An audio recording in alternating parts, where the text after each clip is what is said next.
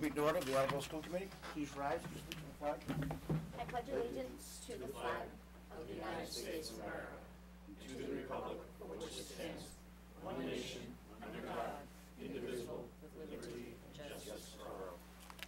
Thank you and welcome. I'm giving notice that this meeting is being electronically recorded. First thing on our agenda is a community update. School-sponsored events by Keith Drucker, our student representative. Thank you, Mr. Tyler. Our school-sponsored events are as follows. District-wide, November 7th, there will be an early release, and that means there is no morning or afternoon preschool. November 12th, there is no school because it's Veterans Day.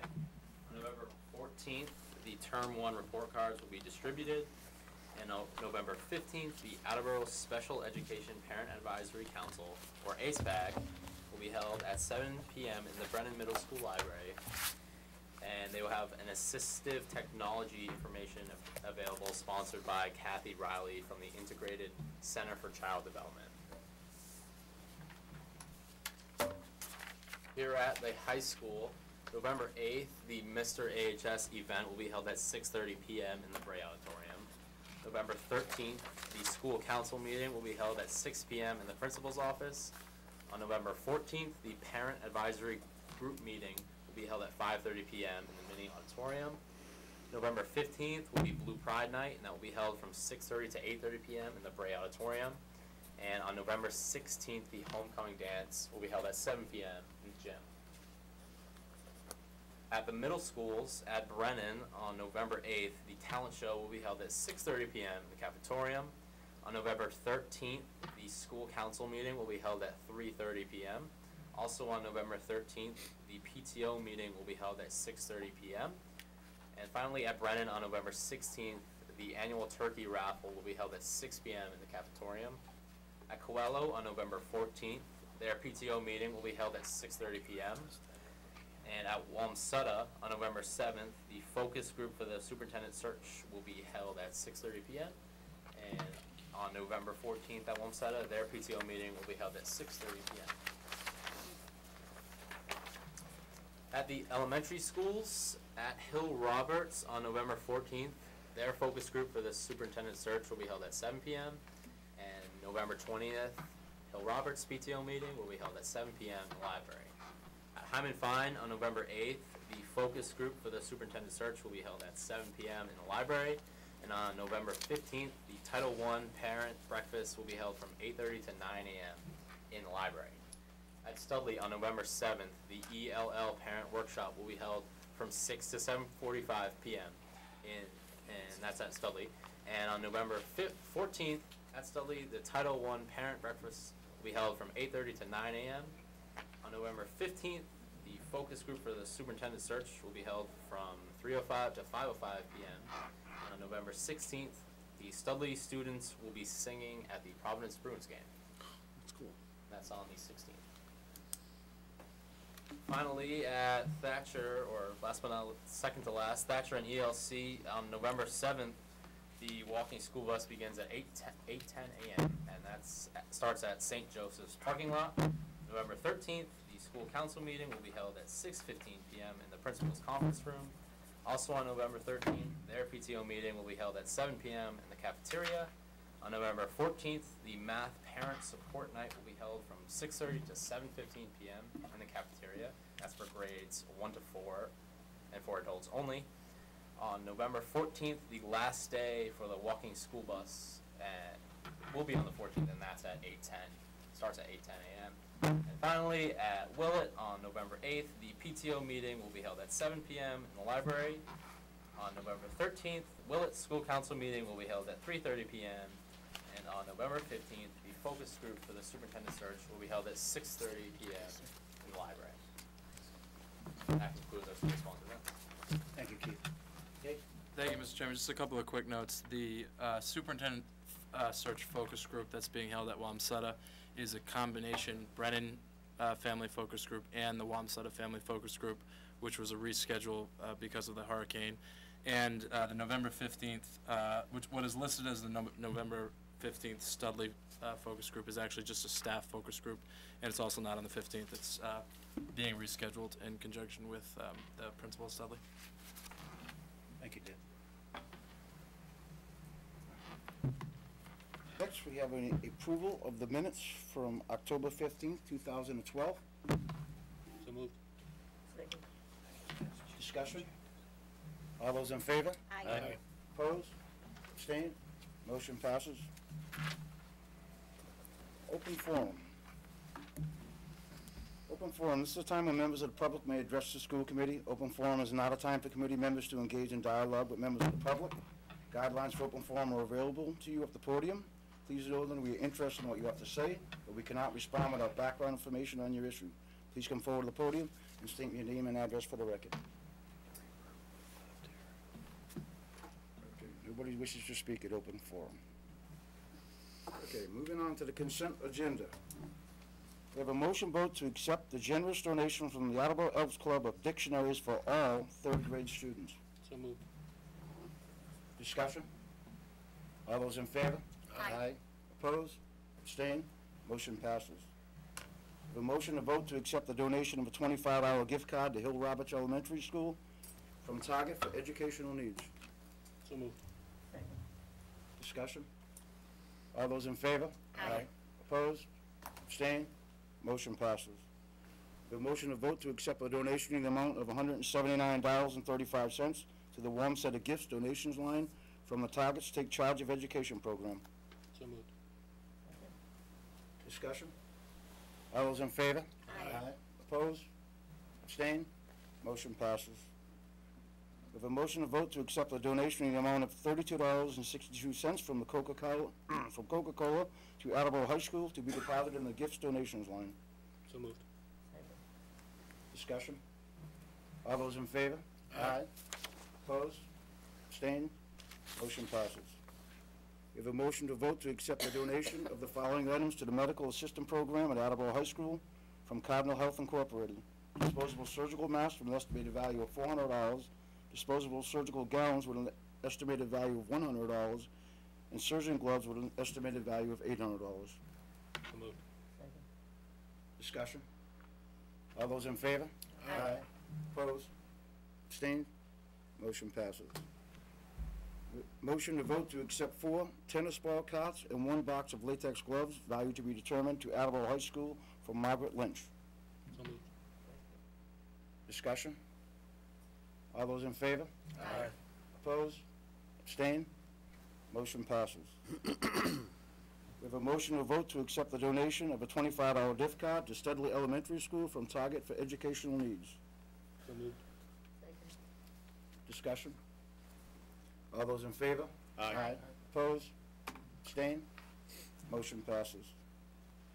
We have a motion to vote to accept the donation of the following items: 1 HP OfficeJet 6100 printer with an estimated value of $50, 1 HP OfficeJet Pro 8600 printer with an estimated value of $100, 1 HP OfficeJet Pro printer with an estimated value of $75, 1 Canon Pixma MG4120 printer with an estimated value of $90, 1 Canon Pixma IP100 printer with an estimated value of $130, 1 Jabra telephone headset with an estimated value of $124.98, and 1 megaphone with an estimated value of $99 from Tom House from 20th Century Fox to the Studley Elementary Schools.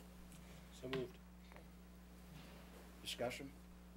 All those in favor? Aye. Opposed? Abstained? Motion passes. We have a motion vote to accept the donation of 3 GPS systems with an estimated value of $83 each to Studley for the use by the staff for out-of-district travel from Tom Hoare from 20th Century Fox. So moved. Discussion? All those in favor? Aye. Opposed? Abstained? Motion passes. We have a motion vote to accept the donation of miscellaneous school supplies with an estimated value of $30 to Studley from Tom House from 20th Century Fox. So moved. Discussion? All those in favor? Aye. Opposed? Abstained? Motion passes. We have a motion vote to accept the donation of 60 office folders with an estimated value of $40 to Brennan from Ritviz Rinbergs, I hope I got that right. So moved. Discussion? All those in favor? Aye. Opposed? Aye. Oh, sorry, I wasn't opposed. I missed the all in favor. Aye, sorry. Opposed? Abstained? Motion passes. We have a motion to vote to accept the donation of school supplies with an estimated value of $150 to Coelho from Gabriel Cano. So moved. Discussion? All those in favor? Aye. Opposed? Abstained? Motion passes. We have a motion to vote to declare the outdated textbooks as surplus for the Studley Elementary School as they are no longer used. So moved. Discussion? Is this a blanket coverage, Tom, or Dr. Durkin? And when it says outdated books, usually it's a list of the books, or? It's 15 pages. Exactly what books? It's 15 pages long. It's a lot of It's outdated 15 books. pages long? Okay, well, I you have can it have for the that. record. Thank you, Judy. Okay. Any more discussion? All those in favor? Aye. Opposed? Abstained? Motion passes.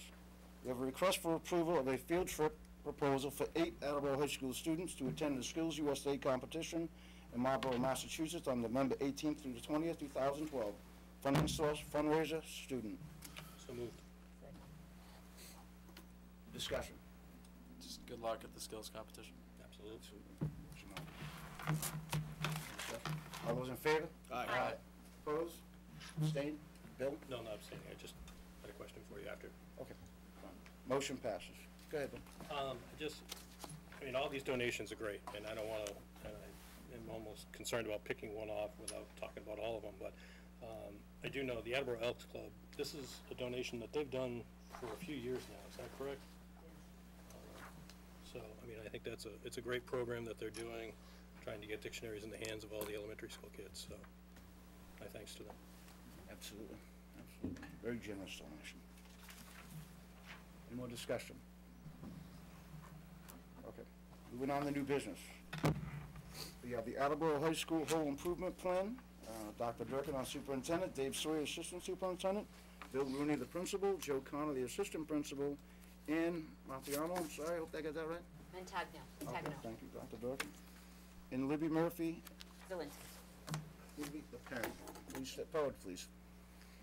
I'd like to ask them to please come forward. Thank you, Mr. Chairman. And just as an overview regarding, this is the beginning of the whole school improvement plans, which will come before you.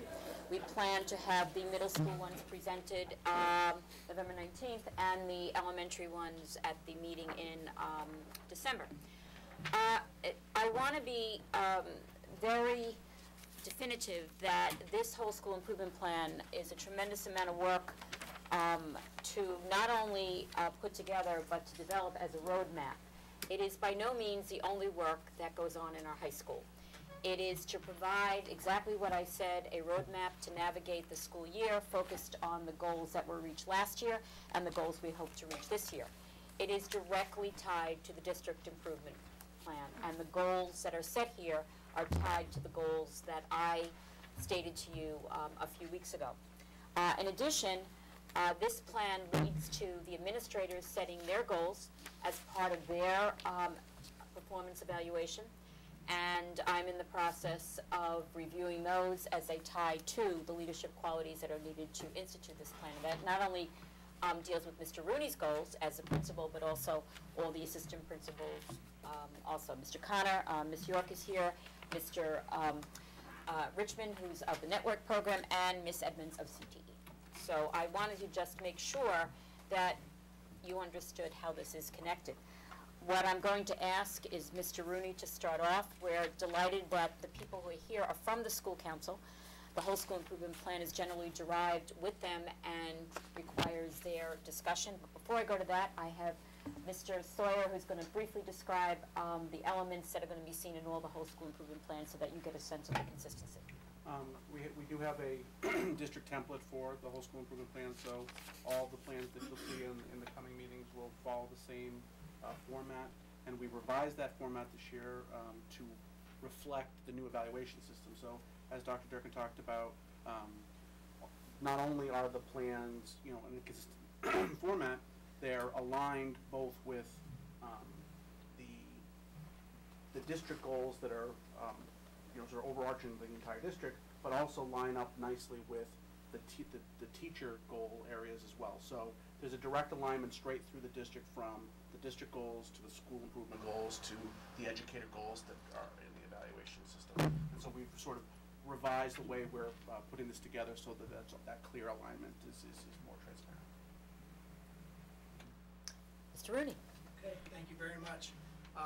Again, as Dr. Durkin mentioned, we're very pleased to have our entire administration here tonight, as well as our speakers.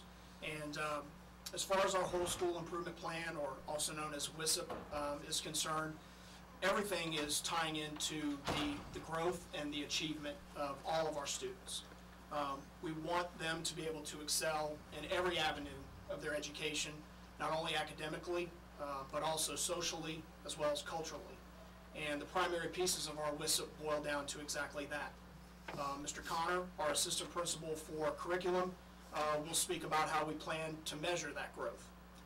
Mrs. Montagano from our faculty will speak about how we plan to provide the curricular frameworks to foster that excellence. And Mrs. Zielinski will speak about how we plan to partner with families to be able to support that growth both at school and at home. And then I will wrap it up with what I feel arguably is the most important part, which is a culture within the school that is warm, inviting, and supportive of the growth of all students. So at this time, we'll turn it over to Mr. Connor. Thank you. In terms of student learning growth and achievement goals, there are four main metrics that we're really going to be focusing on to both set our goals and then measure our successes against. And they are SGP, which is student growth percentile, CPI, which is cumulative performance index, and those are both MCAS numbers. And we're going to be focusing in our goals on both our overall score, which is our aggregate, as well as our high needs subgroup. The other two metrics we're going to look at are graduation rate and dropout rate, which are kind of mirror images of one another. Overall, the Attleboro High School has performed very, very well in CPI, and we've set our goals accordingly. We're looking to continue the kind of steady upward slope of our scores for both math, ELA, and science. And again, that's going to be for both our aggregate and our high needs subgroup. In terms of SGP, which is student growth percentile, we have a little more difficult road. Some of our growth numbers for our students, especially in our high needs subgroup, are not as good as they should be, so that's something we're really going to be focusing on this year. Our dropout rate and our graduation rate, the dropout rate's been steadily decreasing. The graduation rate has been steadily increasing. So we're looking to improve, incrementally and continuously on those two numbers. If I may, am I clear that the dropout rate for 2012 will be available about February, Mr. Connor? Yes. Okay. And at that point, we're at a 2.9? The last public information, which has to do with the class of 2011 at this point, it was 2.2% in 2011. I have some initial projections that I think it'll go in the right direction. Okay. So just so, and you know the dropout rate for this, we dropped that from 5% from several years ago. At that point, we will explain to the committee how that's derived. I know there was some interest from members. It's quite complicated, and for all of us. Because what they do is they take the student data from EPIMS, which is the massive database we have, and the state looks at every student and pretty much gives us feedback as to how we need to see if John Smith is still in the system, and we're able to give a period of time where we correct things. So John Smith never was here, or John Smith we know moved to Marlboro, those kinds of areas. So I don't want the committee to feel that we're begging off the issue of dropout data. It's very important, but it comes out formally in February, and I would ask the chairman at that point we would put it on the agenda and go through a full explanation. Thank you. And that's basically it. Those are the four things we're really going to be focused on, and again, both the aggregate and the high needs. It's the student growth percentile that we're really concerned about, and that's going to be the toughest goal to meet, but it's the one we're putting the most effort behind, so we're hoping in the spring we'll have a good result. And if I may, the student growth percentile is one that is difficult because you can't compare from year to year because it's different students. So even though we may have been at a particular level, you can say, well, you were at 40, you got to go up to 45. It's demonstrating how much progress those students made during the course of that year, which makes it a little bit more complicated. But the state has said that we should be reaching 51 or above. That would be considered a year of typical growth, rather than, it used to be 40 to 60, but they're now setting the average for 50. So of course we're aiming for 51 and more, and you'll see that in the whole school improvement plans as you read them, that we are at least trying to meet that and exceed that for all subgroups as well as the aggregate.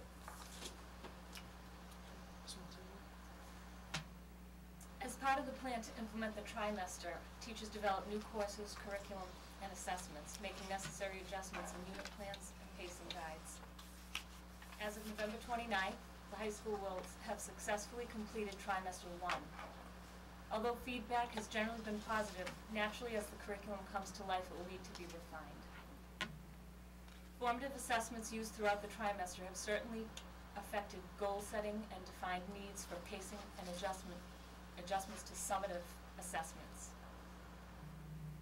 As we settle into the trimester and make the appropriate revisions to curriculum, it is a perfect opportunity to take into consideration two other huge factors driving the need for change: the need to implement standards of the Common Core and the need for alignment with NEASC standards as we prepare for our upcoming self-study and subsequent accreditation visit in 2015. Both contain a focus on 21st century skills. As we continue to make great progress towards a curriculum that equips students with higher order thinking skills and an opportunity to be college and or career ready, an assessment at the end of the year will determine the focus of work that remains to be done.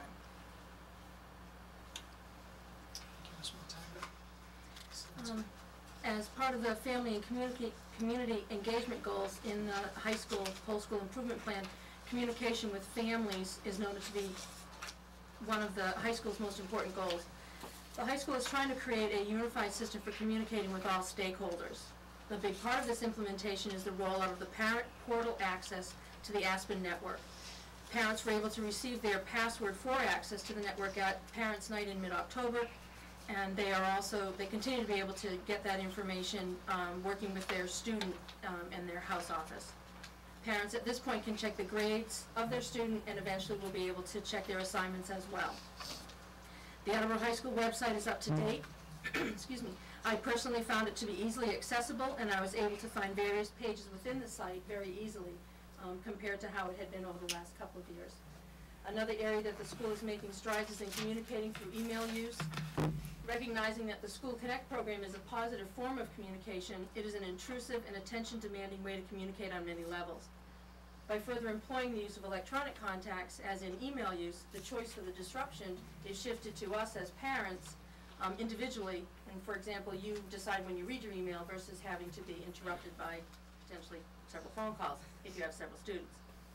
As a parent, I find the changes that the high school has made over the last few years, and more so this year, to communicate with us as parents and within the community to be truly noticeable. We have gone from an all-paper communication level to increased electronic use, and I'm absolutely looking forward to the great changes to come. Thank you. And as I said, I would just like to wrap it up with the school culture aspect of the school. One of the things that I've come to learn very quickly in the short period of time that I've been at Attleboro High School is that we have an amazing group of teachers and staff who care very deeply about the success not only of our students but of Attleboro High School in general. And they have the vision that we want our students to become contributing members of our community and of our society. We want our students and our staff to feel appreciated. When they enjoy coming to school, when the students enjoy coming to school, success is virtually inevitable. In fact, we have recently launched a relationship with the Attleboro Sun, which is the weekend insert to the Sun Chronicle, where we have featured a Blue Pride Person of the Week. At a prior meeting, we talked about the Blue Pride Initiative, where we've shared with students the importance of all of the aspects of the education. Not only what they are accomplishing inside the four walls of the classroom, but also the personal responsibility it takes to be a contributing member of this community. We have struck a stronger partnership with AACS TV 15, as well as WARL AM radio. And all of these things have helped us to spread the good news that Attleboro High School is the place to be. And if I could segue into Blue Pride Night, which is coming up, and I'm sure Mr. Rooney can do his commercial with passion, if you don't mind, Oh, so I we would can love tell to. families at home as well as the committee. Yes, Blue Pride Night will be Thursday, November the 15th, from 6:30 to 8:30 p.m., and it is a drop-in. So one of the things that I know families are very busy, and as Dr. Durkin said, we encourage 7th grade families, 8th grade families, but obviously anybody that's on the school committee, anyone in the community who wants to see the wonderful things that we have going on at the high school is encouraged to drop by. And if 6:30 doesn't fit your schedule, it doesn't matter, we'll be here until at least 8:30. And as I said before, in tying into what's important with the whole school improvement plan, there are tremendous things going on in this building that we are just beginning to scratch the surface in terms of making those things aware to the community. Obviously, our students' success and our students' growth and achievement is the most important thing, and that's the reason why we are here. But I feel all the other things, the extracurriculars, we talked about the field trip for Skills USA, all those types of things are what makes this school the outstanding place that it is, and again, as I said, the place to be. And so we encourage all the 7th and 8th grade families that are in the area to please come and join us for Blue Pride Night. And if I may echo, I was had the privilege of addressing a group, a packed group of PTO members of the Studley School, and I was thrilled to hear several members of that group say they very much wanted to come to Blue Pride Night. It was never too early to think about high school, so I encourage our elementary parents, it is not too early, please come by. The building is big, but you know, we're really very open to that. So I would take it further than just middle school to elementary, and I was glad that the Studley families are going to be here, and I would encourage our families at home to think about that. So. Thank you. Any questions from the committee on the whole school plan, on the high school administration? Right. Looking at the whole school improvement plan, I noticed there's nothing in there about bringing back maybe the honors program.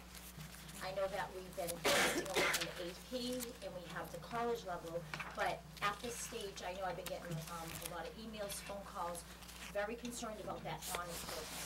And I know that we were updated by the administration regarding classes from going from freshman, sophomore, junior, and senior. And more on the junior and senior level, they seem to be dropping classes where kids right through from freshman to sophomore year have been taking honors classes. For instance, I know I was looking at it regarding English for one. That was English for freshman, sophomore. As it got to junior and senior, there's no honors for an English for a junior and a senior.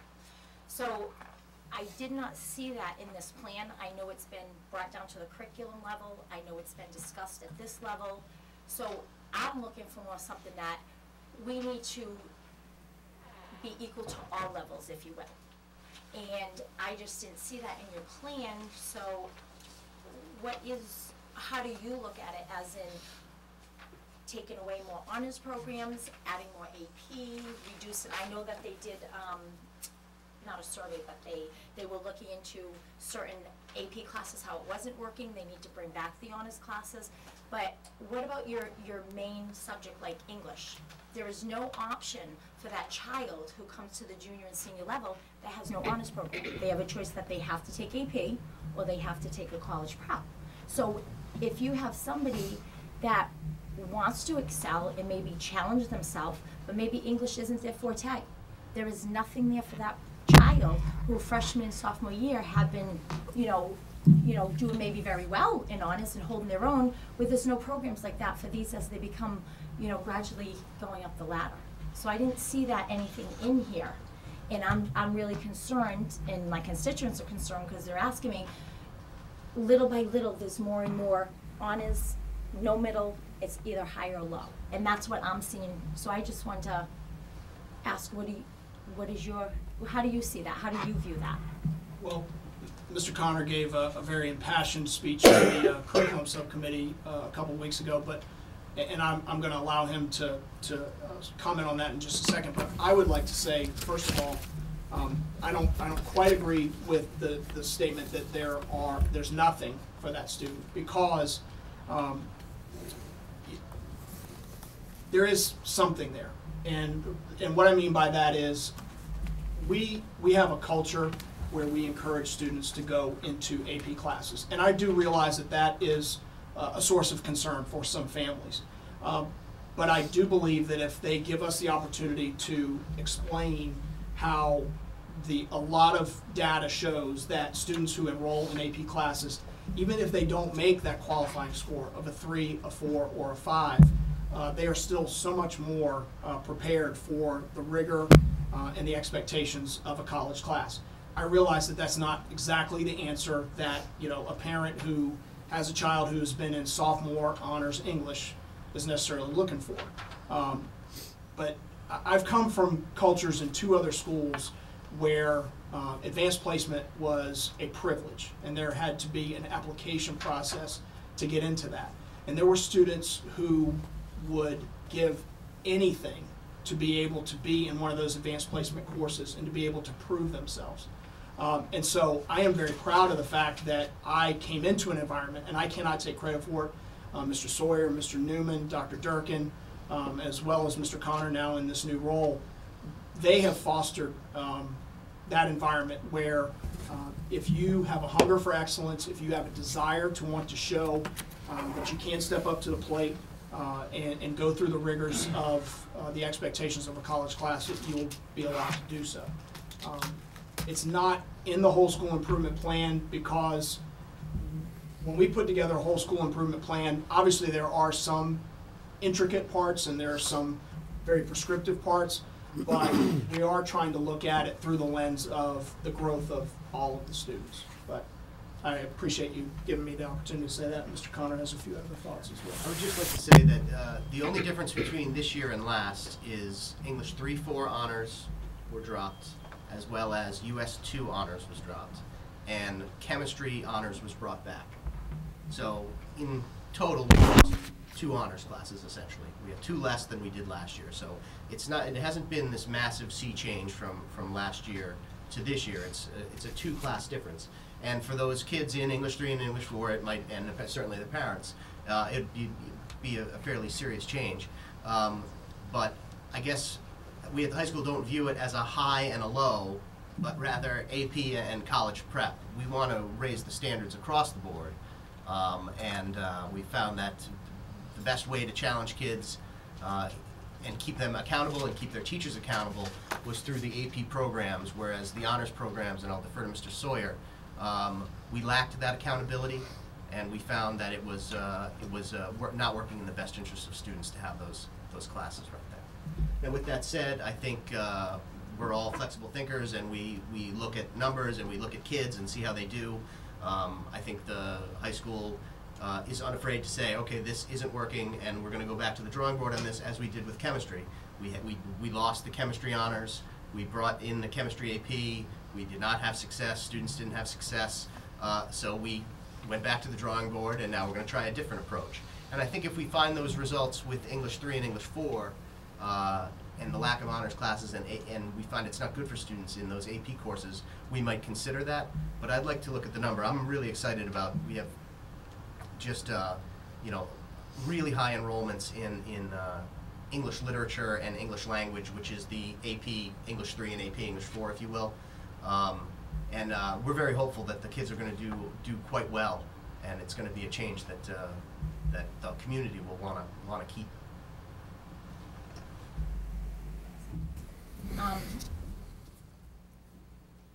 I am for AP, don't get me wrong, but when we have parents and students that are expressing where are the other options, especially in something like English, and I know there's dual enrollment, I've heard all that, I've looked into it a lot that way. Mr. Sawyer was very helpful with that, but on especially like something like English, to only have, to me, I know like you said there's other alternatives, but a regular basic English for honors for junior and senior not being there, and I could use maybe a different word, but again, I'm just reiterating what has been brought forward to me, being forced either to go into an AP class where you're talking, maybe a child would probably dominate more in an honors. I know that we want to push our kids to excel, but I know how much I can push my kid to excel before there's a breaking point.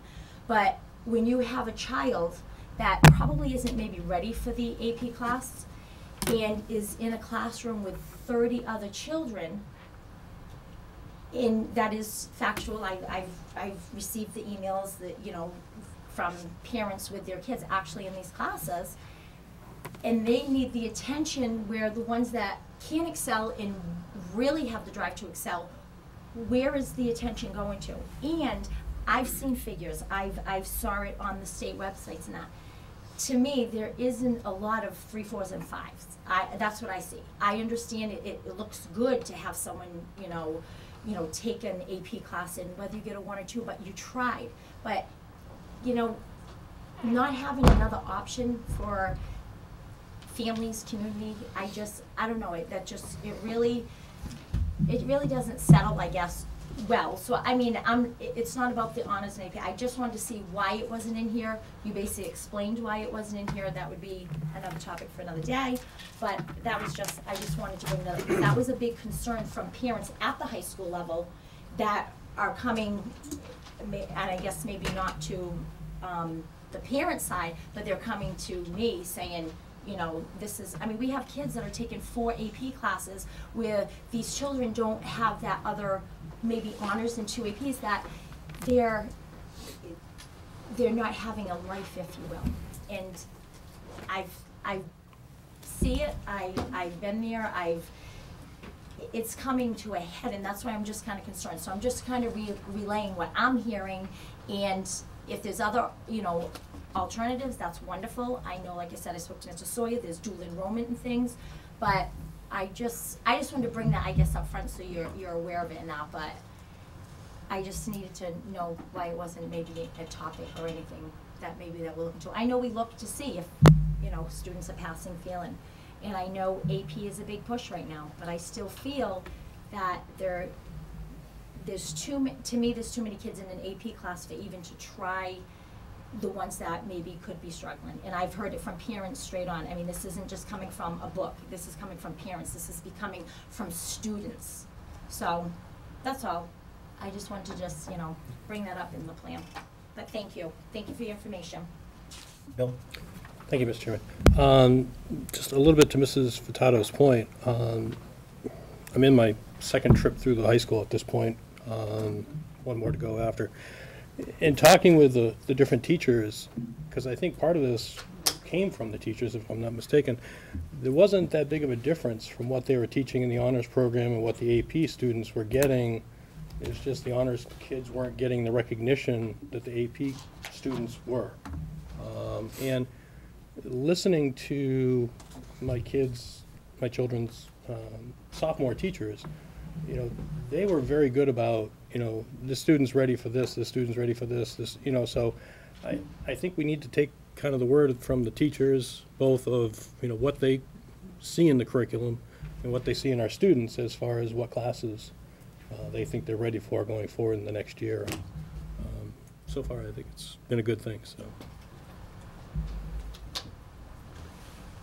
I just need to state that I understand that we look for guidance from the teachers, but as a parent, I know what my kid can and can't do, and I think it's great that the opportunity is there maybe to push them into something maybe that you want them to try, and it might be good, but as a parent, we know our kids, we know how much loads they can take, we want our kids to be well-rounded, we want them to play sports, we want them to be active in the community, and with AP classes, like Mr. Larson said, I heard too that it's almost just like replacing an honors, and it's just not getting credit for, you know, you're taking an honors, and it's almost like taking AP, but you're not getting the credit. But I heard on the other end the tremendous amount of homework and the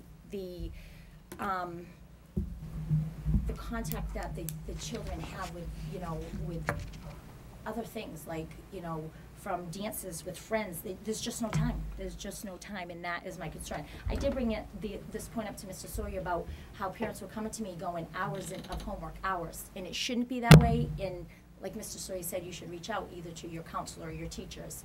But it still seems like it's a lot of time and things like that, so. But just to, again, comment is that you do know your child, you know what they can and can't do. You do look at the guidance of, your teachers, but in the end, that's your child. You know what they can handle and what they can't handle.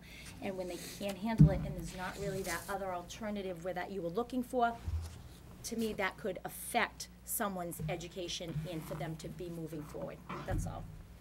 But thank you. This is an area of concern, and I understand that it is our intention to, moving forward, to really put some attention to this issue and to evaluate what we're doing, to get input from students and parents, and talk to the teachers, and really, just as Mr. Connor referred to, I mean, we always are trying to evaluate the decisions we make and see if they're making sense and getting the results that we hope for. And we need to do that in anticipation of course selections for next year's, because if there are things going on that aren't working, then we need to make mid-course adjustments. But some of these things I think we want to let take their course so that we can actually evaluate them based on results and not perception, because we think that some of this is based on a communication problem. Some of this is semantics. I mean, one of the points I've always tried to make about this issue is that we have 2 levels of curriculum in 9th and 10th grade.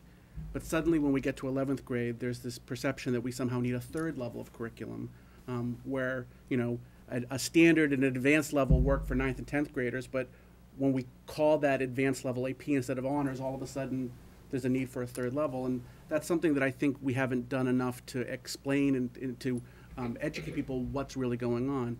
But if it's true that our AP courses are not as we perceive them to be, which is the same level of work that our honors classes is, then yeah, I agree that we're asking too much of kids.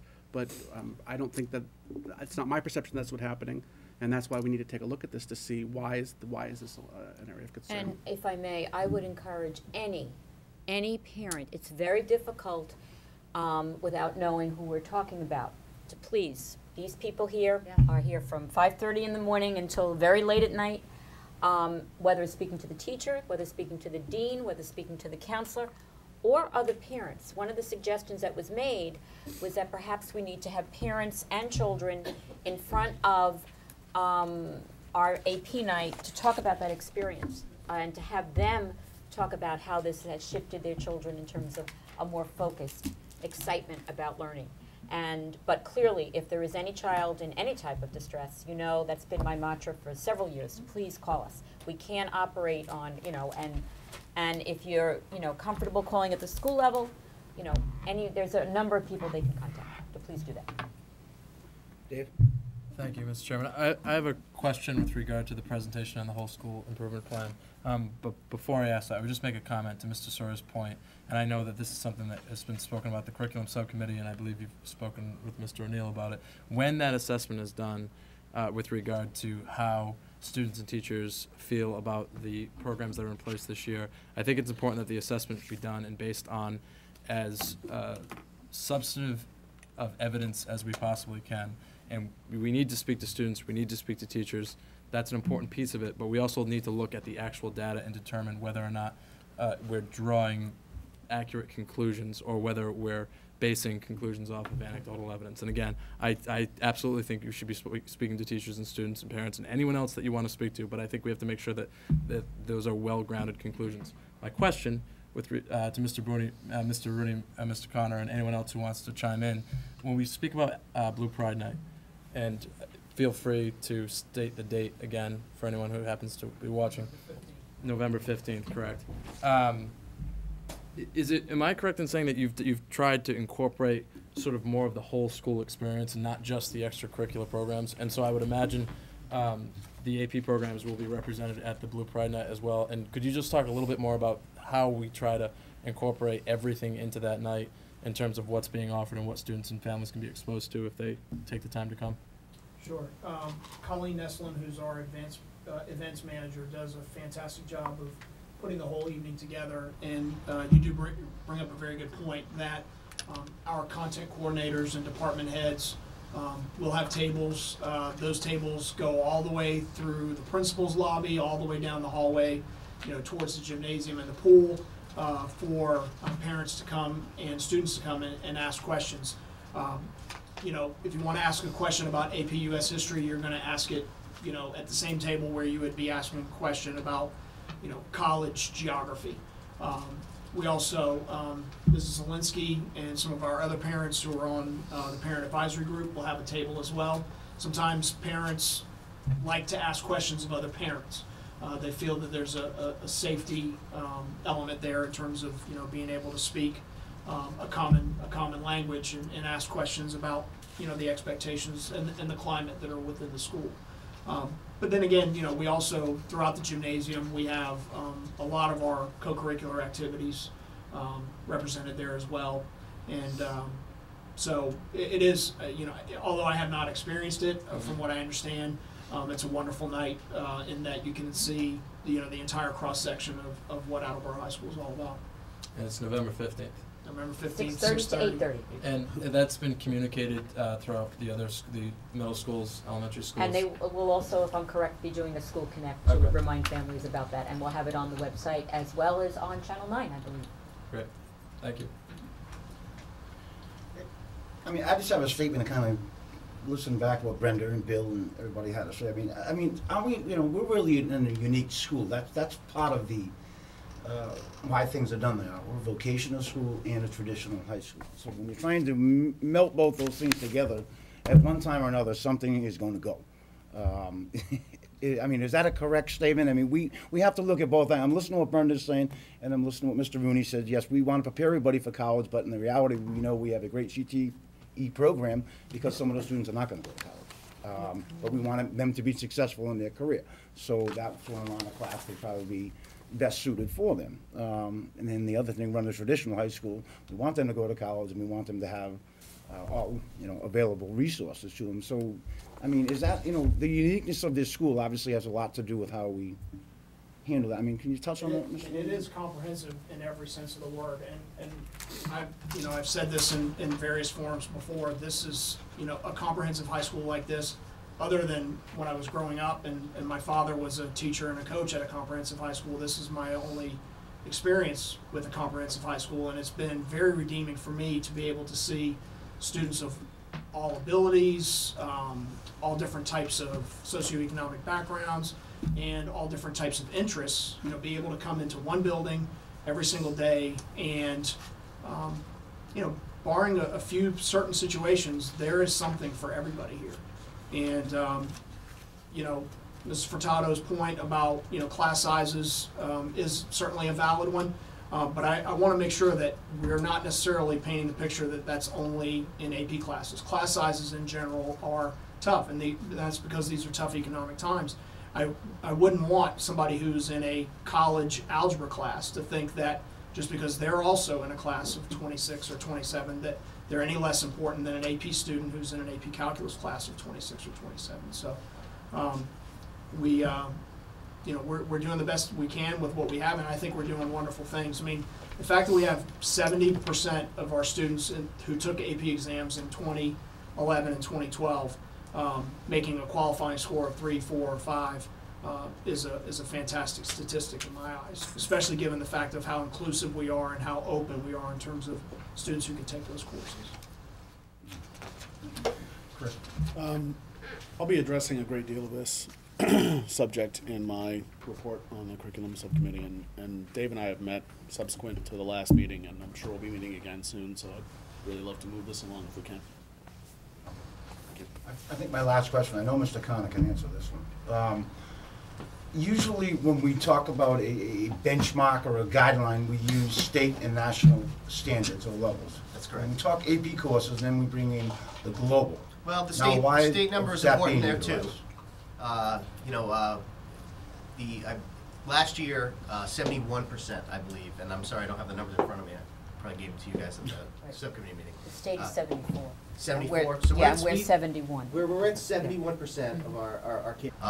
Those are the really high achieving states. A lot of states' AP programs are in the upper 50s, but Massachusetts leads the way with 74%. And even with our large class sizes, which is unfortunately an AP problem and a regular, you know, rest of the school problem in certain spots, the fact that we're so inclusive and so diverse and still getting 71% of our kids to get a qualifying score, I think it's an unqualified success in my mind. Thank you, Mr. Okay. I know we want to move along, but I'll just add a quick point. Hang on there, Chris. You're killing me. I mean, in some ways, it's a microcosm of the situation where people would compare the American education system to the rest of the world, including countries that only educate a small segment of the population. If you're only educating 3% of your children in your country, you're probably educating the 3% that are going to be able to do well on a lot of the globally based standards. In America, our public education system isn't based on that. Our doors, as Dr. Durkin often says, are open and don't close. And I think that speaks to the progress of this program. There are concerns, and I think that we've already talked about what needs to be assessed. And we also need to assess how we're communicating the program, frankly. But I do think that there's a connection there. And about the comprehensive high school, as the chairman said, as Mr. Rooney said, I mean, it is what makes Attleboro unique. It is why we have more opportunities than other schools. And although we have the current technical program because at one point we were servicing a diverse population and we continue to, it's also a place where if you come in not planning to go to college, you can find yourself in an AP class, and you should. And if you come in planning to go to college, you can find yourself, in a carpentry program, and you should. I mean, it's the array of opportunities that make this school what it is, and that is the last thing I have to say. I believe. Thank you, Dave. Do you have any more questions on the high school's whole improvement plan? Thank you very much. Thanks. Thank you. Good job. Mr. Rose. Yes.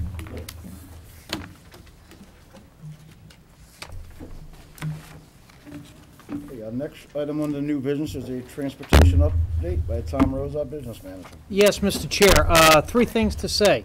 The first item is to let you know that there's been a administrative change within Bloom Transportation. They brought in a new person approximately 2 weeks ago. In fact, 1 week ago. Individual named Charlene Penny.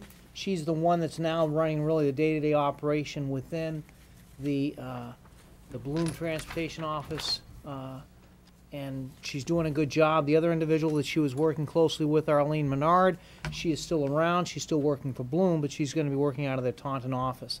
I had a conversation with Mark Bloom about this back in early October, and he had given me a heads up to let me know that they were working with making some changes. This particular individual is going to have a few more skills, a little more versed in Versatran and other software packages that are helpful in developing routes. So that's a positive change.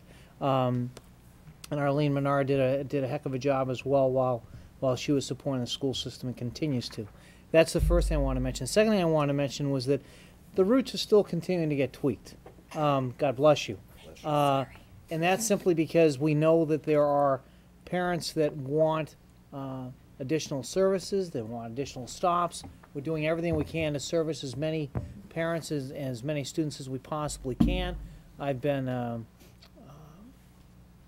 pleased with the response from Bloom Transportation. They're in a bit of a squeeze because we've got certain adjustments that need to be made to certain routes so that we can get the kids to and from school on time.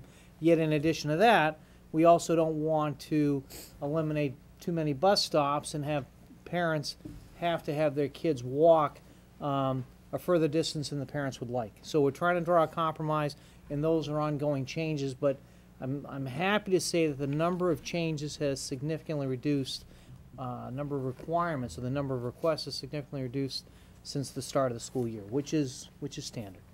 And the third item I just want to mention is I completed a report today, which I will mail out later this week. But I want to give you a summary tonight in regard to how did we do this year so far, how have we done in regard to number of students that were eligible to receive transportation, the number of students who are actually receiving transportation, and how do we do from a standpoint of fee-for-service students. And you don't have to write down any of these numbers. You'll be getting the report later this week, but I'd at least want to give you the summary numbers. The bottom line is it's a positive situation. Specifically, overall, we have over 50% of our students that go to the Attleboro School Department, or that attend a school within the Attleboro School Department, that have been given the green light to get a bus to and from school. And that's a good number. And what I want to do is I just want to break it out for you and just give you the summary numbers. But again, I'll be giving you this report later this week. We have, the overall numbers are, we out of a student population of approximately 5,930, we had approximately 2,800 students who are eligible. And when I say eligible, what I mean to say is these are students who live within 1.5 miles to 2 miles of their assigned school if they attend a middle school or high school. And if they attend an elementary school, they live within 1/2 mile to 1.5 miles of their elementary school. Those are students who are eligible, so game, set, match, those are students absolutely positively that if they live further from that distance, they are automatically eligible to receive transportation. Where the fee-for-service piece comes in is for those students that fall under that range, or the students who are what would be considered walkers. And so on the eligible student side, we have about 2,800 out of the 5,930. The students who applied for and received approval for fee-for-service transportation, a total of 241 students. And I'm happy to say that every single student that applied for fee-for-service transportation received the green light. And the reason they received the green light is because based on the bus counts that were done for approximately 3 weeks ago, it was clear to say, and in fact I think we discussed this at the last school committee meeting, it was easy to see that based on those bus counts, head counts I should say, that we had room within the buses. And I'm also happy to say that all those students got put on the buses, and I haven't received one complaint from one parent saying the bus is overcrowded, or the bus is overcrowded and my kids are not getting to school on time. That hasn't been the case at all. Bloom's absorbed this, and that's good. It's also good for us from a financial end, because now we have more students who are paying for transportation. So the overall numbers shake out like this. Within the high school and the middle schools, we have approximately 3,500 students, and of those 3,500 students, we have a little over 1,330 that are either eligible or are fee-for-service. And that percentage is a little under 38%. Now, if we break that down, and now let's go to the elementary schools, out of approximately 1,625 students, we have that are eligible. We have a total of 2,400 students. We have 1,625 that are eligible. We have another 65 who are fee-for-service. So we have a little under 1,690 students of the 2,400. So the good news is that on the elementary side, the percentage bumps up to a little under 70%.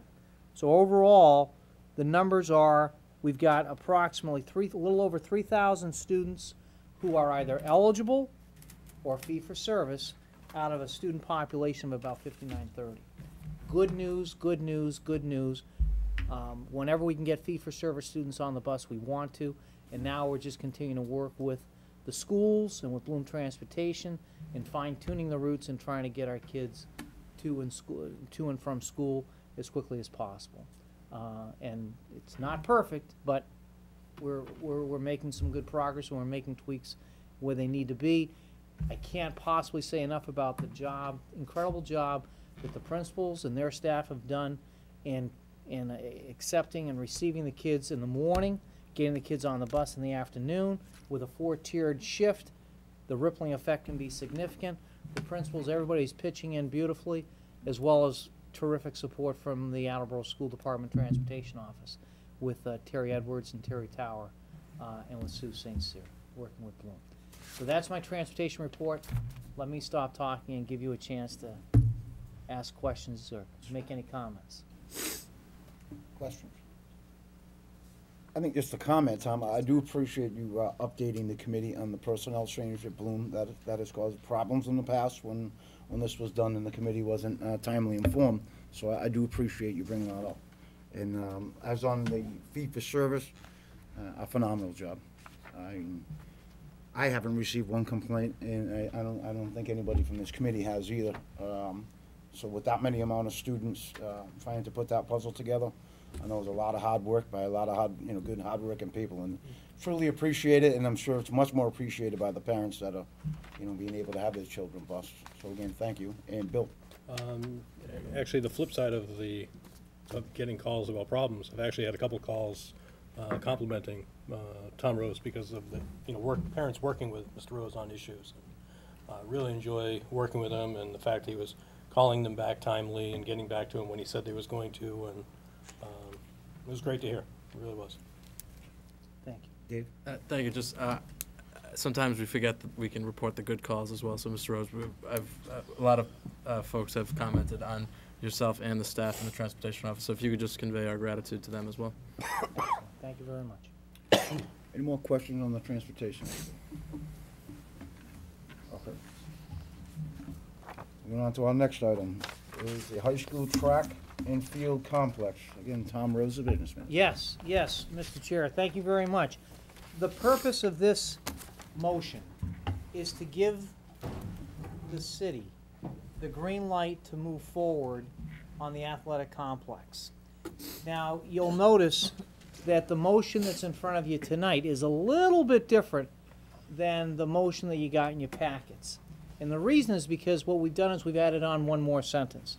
And the sentence is really just meant to make sure that nothing happens from the city side without coming back here to the school department and having the school department bless the plans, the approach, before we move forward. And so I received an email from Barry Lacasse a few weeks ago where in which point he said, can you please try to get this motion passed so that we can move forward on the Attleboro High School track and field complex, which is an incredibly exciting project. In fact, we have a meeting, Bill Rooney and I, Principal Rooney, I should say, and I, along with Mark Uhl, will be meeting with folks from the, specifically Mayor Dumas, and the consultant that they've hired as well, along with Barry Lacasse, tomorrow for a further update. And then there'll be a meeting with the capital planning capital planning meeting on Wednesday. And so the motion that we initially had was that the Attleboro School Committee hereby authorizes the City of Attleboro, by and through the School Building Committee, to proceed with the design, construction of the Attleboro High School track and field complex. And that's where we stood as of last week. Within the last 4 to 6 hours, we've added on one more sentence, just a security sentence. The School Building Committee will forward all final design plans to the school committee for their approval prior to advertising the final plans for construction bidding, which simply means everything's going to come back here before any final project can go forward. And so the purpose of this is to ask the school committee, if someone from the school committee could please make this motion, and if you could approve it, we can try to get this project continuing down the right path. Ken? Thank you, Tom. That second sentence is very important. One thing I would ask, though, is rather than waiting to, I guess, see the final plan, I think it would be more prudent, because we never actually had a presentation to the full committee since they've kind of picked the final plan. We've had it in the Finance Committee. I've been on part of the SBCs. I've seen it there. But I think it would be good to almost bring that plan in here so we could almost say, well, we would prefer this, we would like this, or we may just say that plan's great. However, to bring it at the end and say, let's move this plan forward, we may have questions then, we may hold up the whole process, and I'd hate to hold up the process at the end when we could make kind of a preemptive strike on it and have them coming forward. As far as the motion, I would be happy to make the motion, but I would ask Michael that maybe we could put that on to have them present to the full committee so we could voice any opinions we have at that time. So through the plan process, they know the committee's opinions. Okay. Yeah, as stated, Ken is our representative on the from the school committee on the capital improvement committee. So Ken, if you want to make the motion, and then we'll open it up for discussion. Okay. I make the motion to authorize the City of Attleboro, by and through the School Building Committee, to proceed with design and construction of the Attleboro High School track and field complex. The School Building Committee will forward the final design plans to the school committee for their approval prior to advertising the final plans for construction bidding. Second. Discussion. I think Brenda had her hand first. Well, weren't you, the motion that you just put forward, weren't you all wanting to I'm fine with tweak it. it, or? No, I'm fine with the motion, but I would like, since nothing can happen to this plan until we approve it, I would like them to come in beforehand so we can give our opinions. So that way, when they come at the end, they already heard our opinions at least once. And I figured, there's nothing to go forward till we Right. approve it. So I'm figuring we should see it before the final stages. Right. Now, but the motion that you just put forward and we seconded would say it just defeats the purpose of what you just stated, because the motion we're right here will forward all final designs to the school committee, so it's still final design. So are you looking for a draft design maybe before it goes? No, because the motions, to me, as I'm reading it, is that the final design has to be approved by us. There's nothing saying that we can't be part of the process ahead of time. And by the chairman asking them to come and present to us, I think we'd be able to give our input, and then they would know our thoughts, so they wouldn't bring forth a final design if they knew that we were totally against something. So it's, Right. the motion I state, I'll keep the same, With but. like a stipulation stating, like you said, to But bring it forward. I think we definitely need them to come in forward ahead of time. We need to know about the base, and when they do come forward, there's this different stage. We need to know about their basic plan, that'd be the initial complex. I'd like to see the additional items they're thinking of, which may be, storage, it may be an extra set of bleachers, exactly. I'd like to see those items, so we could say, oh, we like that, and if they increase their funding, they say we could afford this, they could add on. But we would have like all the building blocks of the initial plan, and then finally, let's get the bathroom and concession stands. Everyone needs bathrooms, so we need to have that. So That's right. I'd like to see all the pieces, have them present that to us, so that way we could all give our opinions, and when they come back at the final time, it should just be, we took you into account, this is what you guys said you liked, and hopefully we shouldn't hold up the process at all, because, the key is to get this thing built as early as possible, so I can play football on it next year. Right. No, that's good, I agree with that. Okay, if I could just add before we, I spoke with Mayor Dumas about this last Thursday evening. There was some concerns about how much input the school committee was going to have. And we of course, were going to have, input into this. But again, it's a little bit different project. This is not being paid for by MSBA funds or anything like that. This is all by the city. They don't want to leave us out. They know that's not fair. That's not the right thing to do. We do have to maintain it after it's built. So of course we want input on how it is built, and that's why Mark Hool has really been one of the front men, along with Principal Rooney from the high school on this. One thing I did tell the mayor, and I think that's something Ken brings up a good idea. I will send a letter to them asking them to present that to the committee. One of the other suggestions I can tell school committee members, I used to always go to these meetings and I wasn't even a member of it. Any school committee member can go to the capital improvements meetings. They will never say you can't stay here. They will give you the paperwork that they're going to talk about that night. But on the form that I'm going to send that Ken requested, I'm also going to request that they take that informational packet at the end of the night that they talked about and email it to Judy and have Judy distribute it to each school committee member. So that way, even if you're not able to go to the meeting, you'll still have access on your email to get that as an attachment on what they're talking about. The meeting is 6:30 this Wednesday. It's at 6:31? 6:30 this Wednesday. Okay, this Wednesday. And it's usually held at the City Hall Annex Building, which is the old post office, just so everybody knows. Don't go into City Hall. It'll be, Go ahead, Tom. it'll be in the main city hall. Oh, they're making the main Go City right Hall. in the council annex, so that They're little. moving up. Yeah, how about that, huh? I Okay. do want to say sometimes it's also held in this room. Yeah, just don't be confused sometimes. Sometimes it is in the Annex Building. Correct. But again, he has promised me, the school committee will be involved 100%. If somebody got something that they want to add to it or look at, of course, he wants to welcome all that. They want this to be a community project.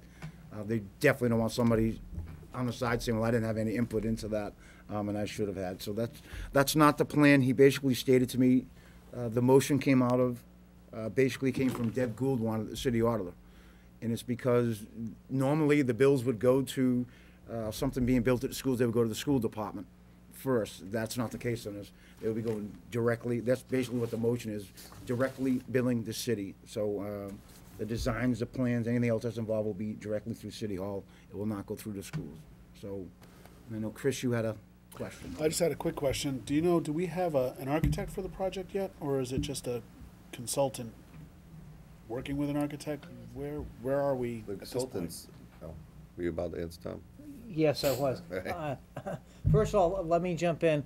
The meeting for Wednesday night is at 6 o'clock, and it's over in the City Hall conference room on the first floor.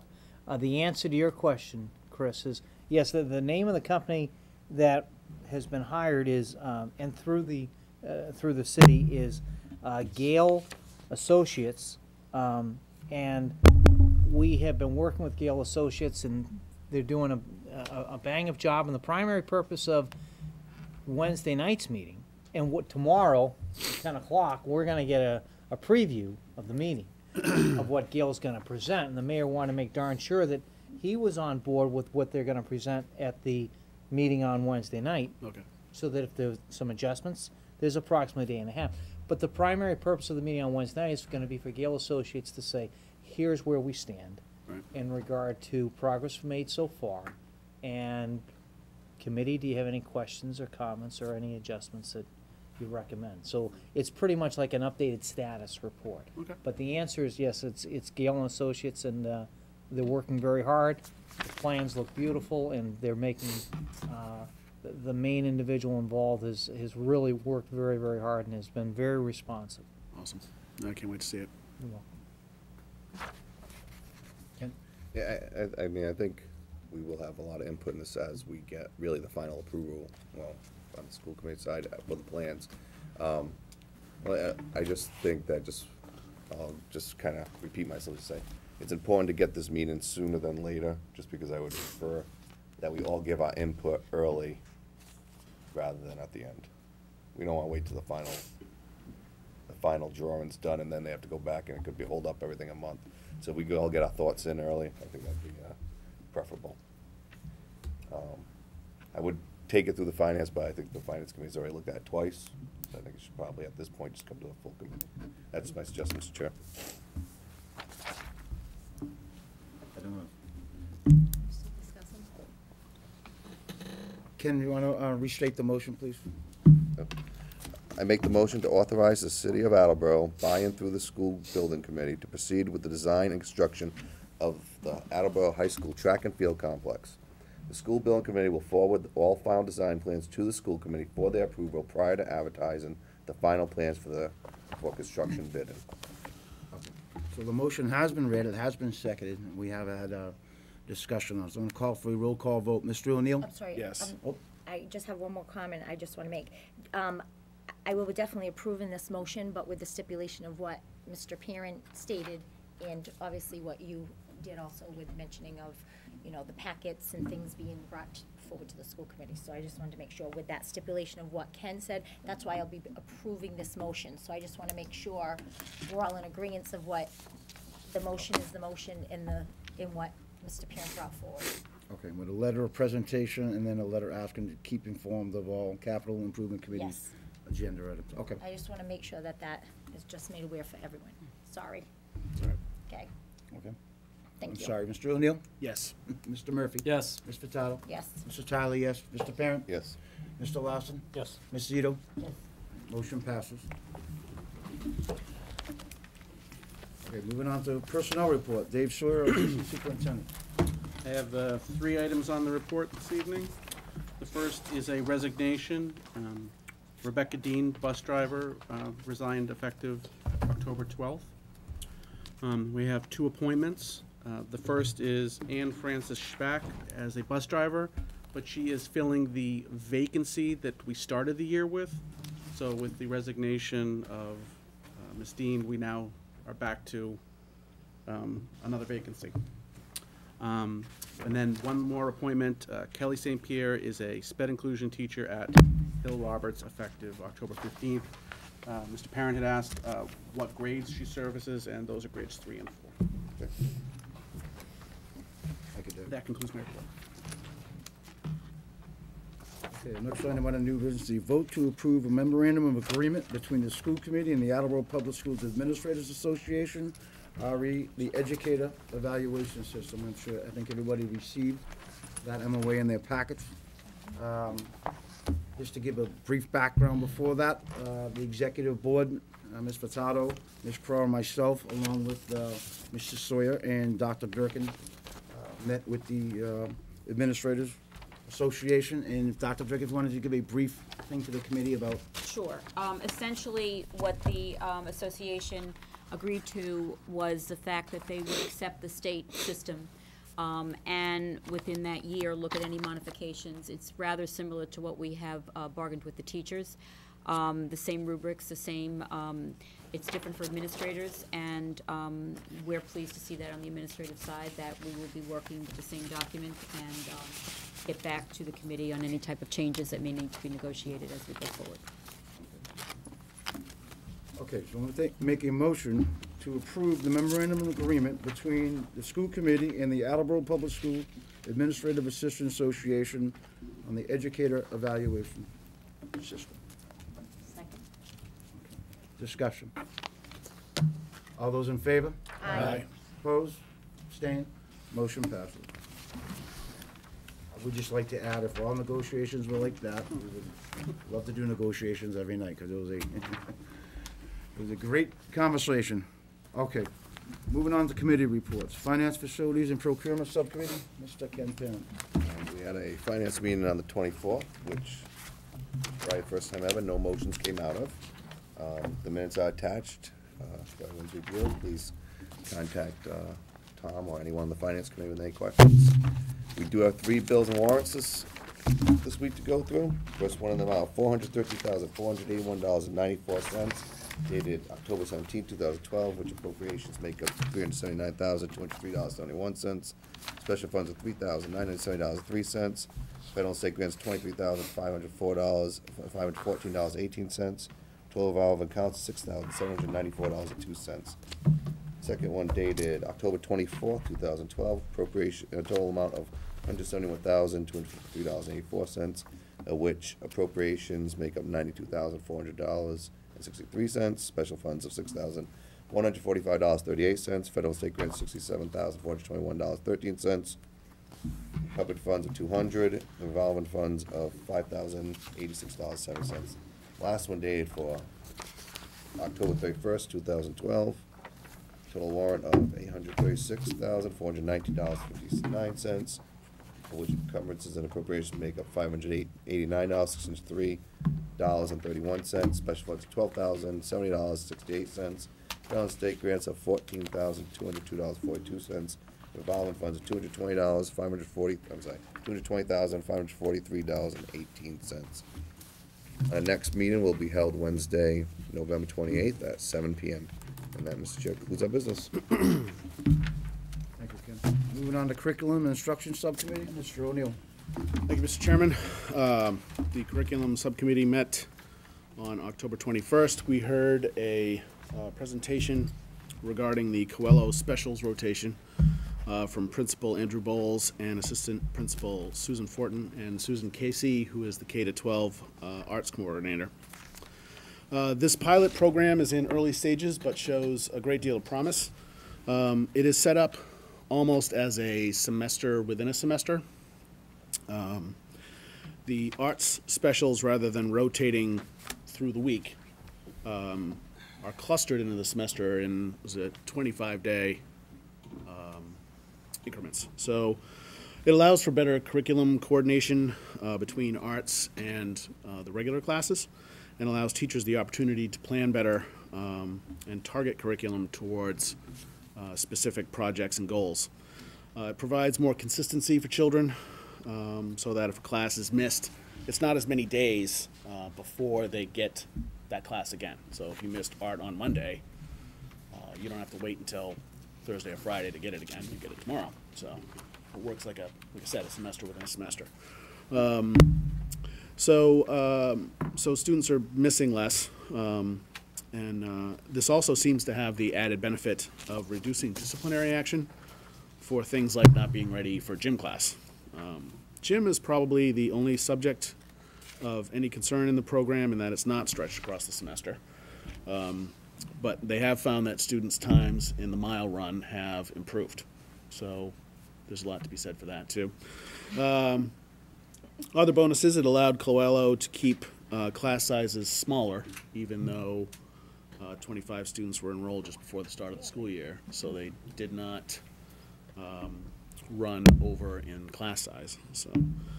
So far, this is only an initiative that the administration will monitor through the year, but it seems to be working well for students and teachers, and we will revisit that program in the spring. I want to thank Mr. Bowles, Mr. Fortin, and Ms. Casey for their time and energy and the thinking that went into this initiative, and for the presentation time on Monday night. We also heard a presentation on AP programming at the high school. The primary focus of the presentation was to update the subcommittee on progress of AP. Just a little bit of background. AP classes are curriculum are approved by the College Board and normed against college freshmen. So these programs better prepare students for college and often relieves them of coursework at the college level, depending on the university they attend. The program was expanded as a result of a MIMSI grant, and the administration worked in conjunction with the AEA to expand offerings. As of this year, there are 412 students in 600 seats. So some students are taking 2, but not all of them. And most of them are upperclassmen. They are not available to freshmen. Scores in the spring indicate that AHS students are scoring above global average, which is good news. The program is available to any student and does not require pre-qualification. We've discussed a lot of this earlier, but just finish where I'm heading.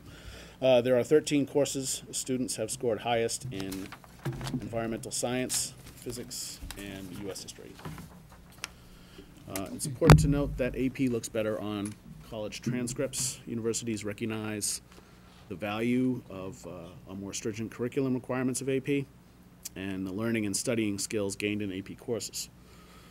This is not to say there's no room for improvement. In the last year, the administration recognized that AP Chem scores were lower than desired and have adjusted so that students have honors chemistry this year and not AP. AP Chem will return next year. So the idea being that they're going to try to better prep them for AP Chem. So, AP scores are going up even with increased participation, which is really good news. Teachers are to be commended for their hard work assisting students. There's a lot of tutoring, and there are also Saturday sessions available to students. And there are also student clusters meeting as study groups on their own. So there are lots of resources available to students to make sure that they score well and they do well in these AP courses. So the administration is working to promote the program with students and parents and reach back into their education as far back as possible to ready students for the more competitive atmosphere they will face in high school and beyond. Students and parents should be encouraged to take the challenge of AP programming as they are available and anyone is able to meet this challenge.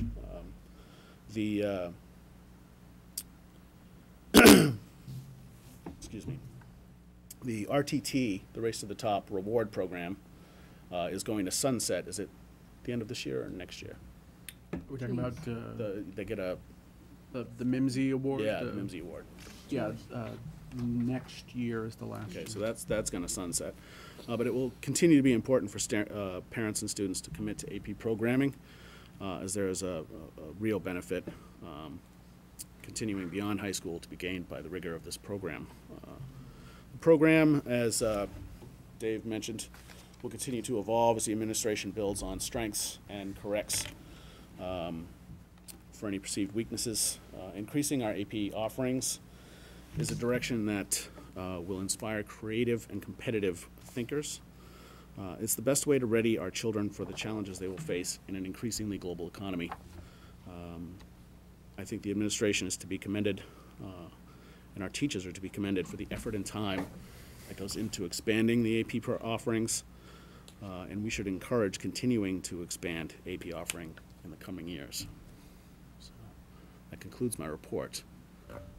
Go ahead, Mike. I just have a comment, I think, on that. I think it's important, it might have got lost in all that information. Right. Is, you know, the AP chemistry a lot of people don't realize it.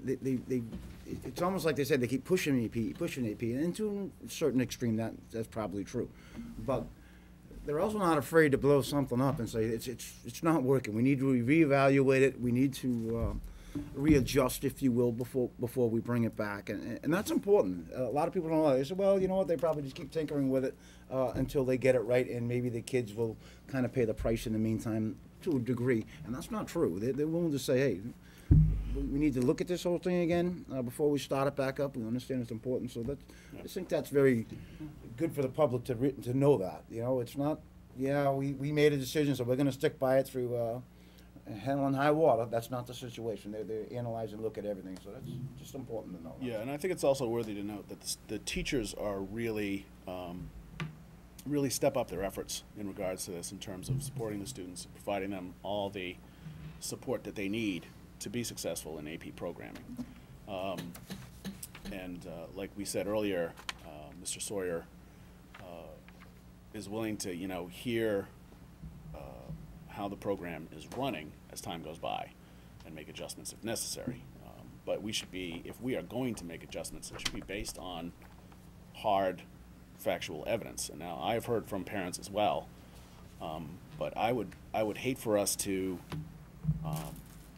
alter course, and to a certain extent, without real hard data. Parental anecdotal evidence aside, that doesn't really tell us what we need to know about how successful the program really is. And I gotta say, when I was in high school, I wish I'd had this kind of offering available to me, because it was extremely restrictive when I was in high school. So, go ahead, Dave. I just would add to the chairman's comment, I mean, and I guess, and now also to Mr. O'Neill's as well, the chemistry example is a good example, not just because we changed course when we decided something maybe wasn't working as well as we wanted it to, but because the decision was based on evidence. They looked at the program over a period of time, determined that an adjustment had to be made, and made it. And then the other thing I just wanted to add, the AP program is an important program. Its expansion is something we should be proud of. But the philosophy of high expectations and high standards has to transcend every program throughout the school system and the high school as well. And sometimes I fear a little bit that we're making high expectations synonymous with advanced placement. And I think we want to be careful that we guard against that and make sure that we know that, if you're in a college prep course, if you're in an honors course, if you're in an advanced placement course, if you're in a CTE program, if you're in whatever program you're in, our hope is that students are striving to do their best. And we don't want to start compartmentalizing the building such that our advanced placement programs are high expectations and then there's everything else. And I don't think that's the case in terms of what's going on at all, but I want to make sure that from this table we message that correctly, that it's high expectations throughout the school system. Advanced placement is just one manifestation of that.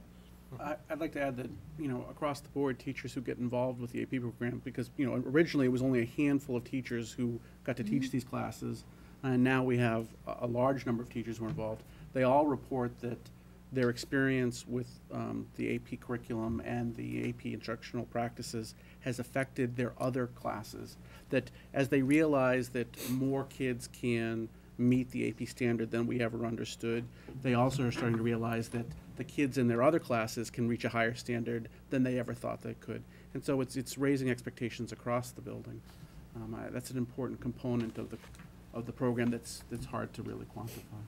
It's probably the same for students. I mean, students who get used to taking an advanced placement program are probably more able to engage in whatever material they're doing in their non-AP programs. But again, my point is just that we don't want to make it seem like when we talk about high expectations, we're talking specifically about this particular program.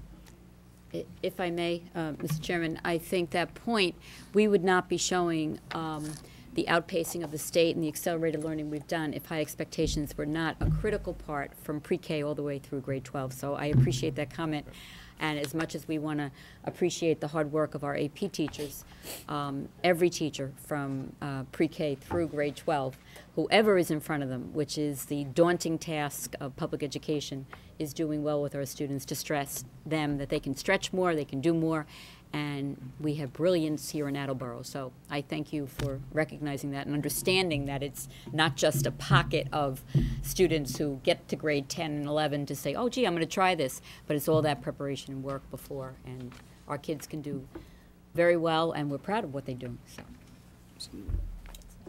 Go ahead, Brenda. Superintendent Durkin, it's like the 8th grade program last year with math and Yes. now this year.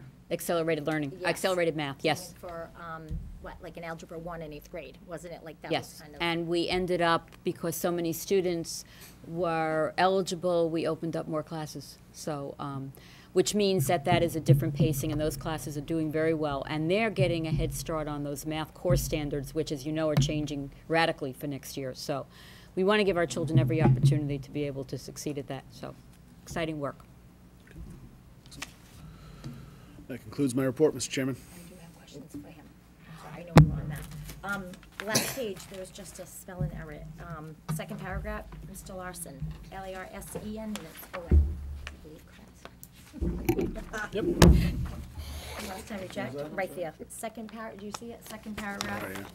Maybe, I don't know, Oh, maybe I'm down. looking at the wrong So set of many minutes. times I read right through it. Yeah. Well, we'll And, you know, make I sure didn't it's pick it up the corrected. first time either, We'll I take just it tried up. it. The other question I had was regarding the pilot program.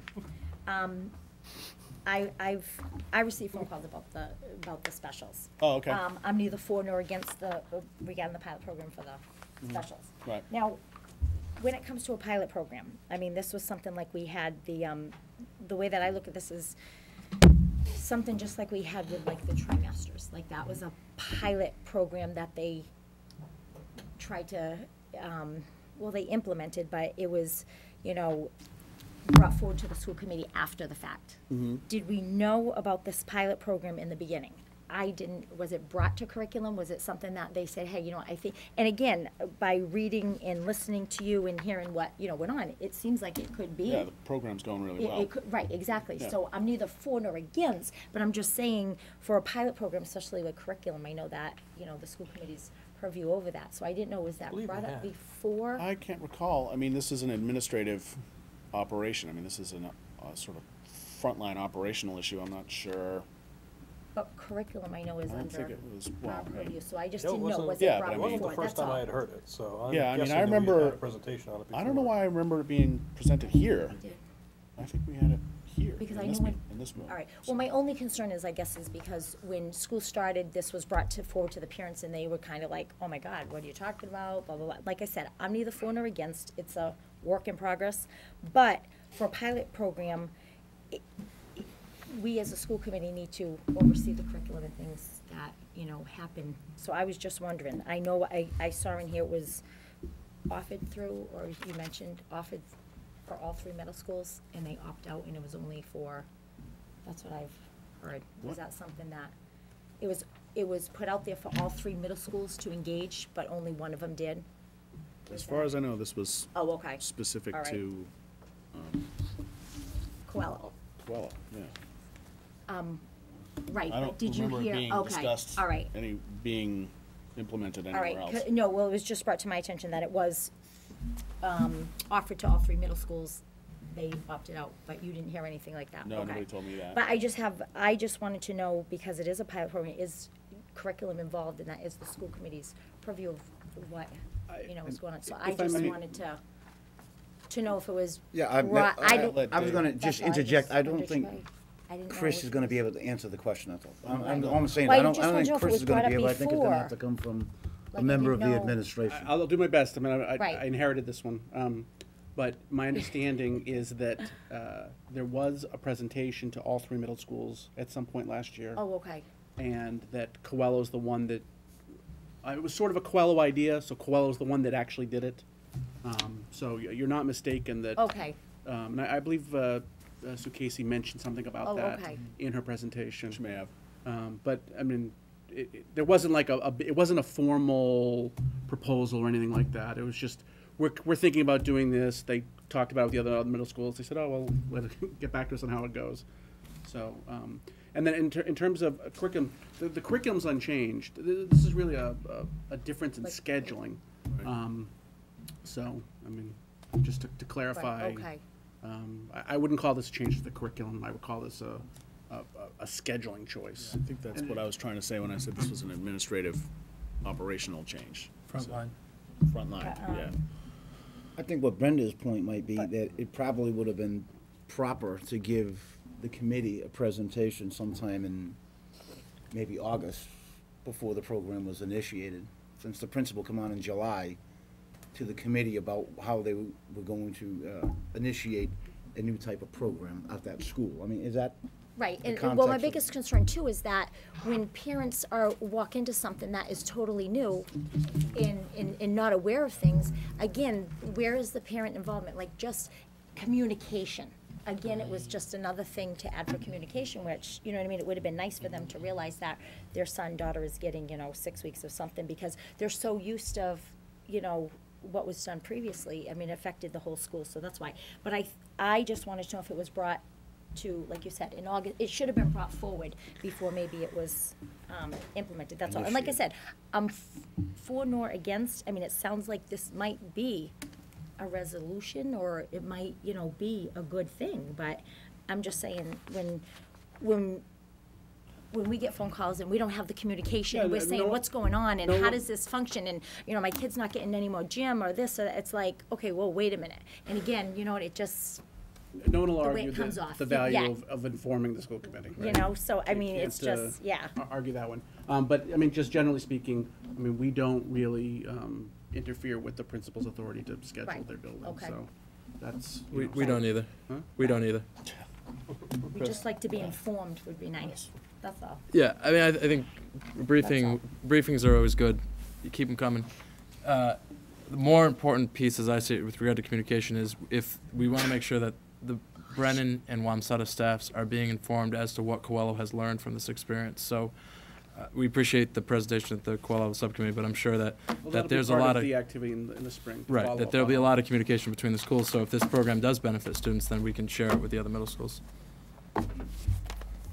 And either way, I promise we'll let you know. Yeah, and then make sure you come back and let us know. Thank you. Well, that's fair, Dave, because I don't want to start something that doesn't need to be started, But I knew nothing about this until Brenda brought it up, I think, in September. So that's just, when we do have something, and I think what I Brenda didn't just know. said, it's hard to answer questions if we haven't been told yet, that's all. And Dave Right. said that'll be, Exactly. they'll remify that in the future, or whatever you want to call it, so that's fine. And I buy into that, and I hope this program is very successful. Lord knows, they did need a change of plans down there, so. Right. And I'm sorry, Chris, It's all right, are we all set? I'm good, thank you. Thank you. Next meeting will be held on the 4th of December. Thank you very much, Mr. Chairman. Thank you, Chris.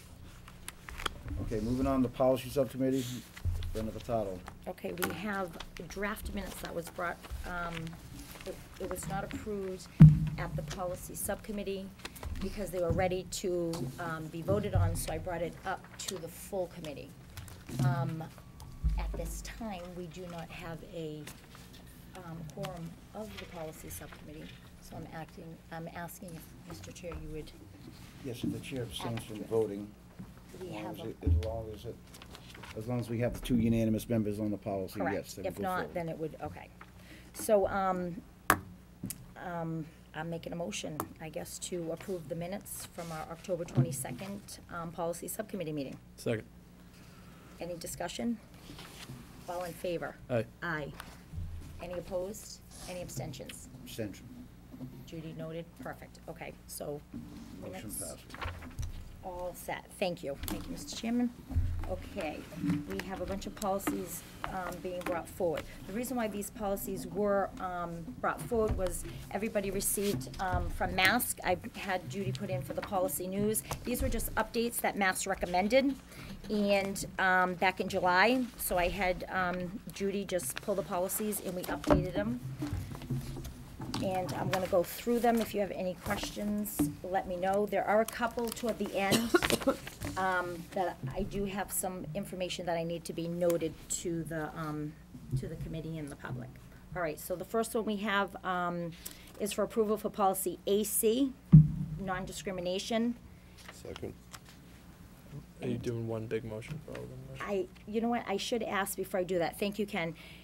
Up to policy, I'm gonna do, with the last two. Up to policy GBA, if everybody sees that. Does anybody have any questions from GBA up?